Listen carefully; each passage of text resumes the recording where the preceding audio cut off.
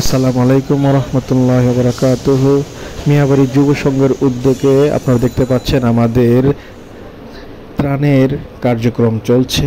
আমাদের যেসব ভাইদের বাড়িঘর ডুবে গিয়েছে, ফেনী, নোয়াখালী, কুমিল্লা এই অঞ্চলের মানুষের, তারা এখনও পানিবন্দী অবস্থায় আছেন।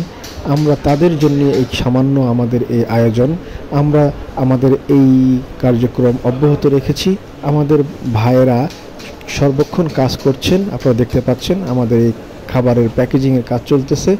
আশা করি আমরা অতি দ্রুত আমাদের যেই ক্ষতিগ্রস্ত ভাইয়েরা তাদের এলাকায় আছেন, আমরা তাদের মাঝে আমাদের এই খাবারগুলো পৌঁছে দিতে পারবো।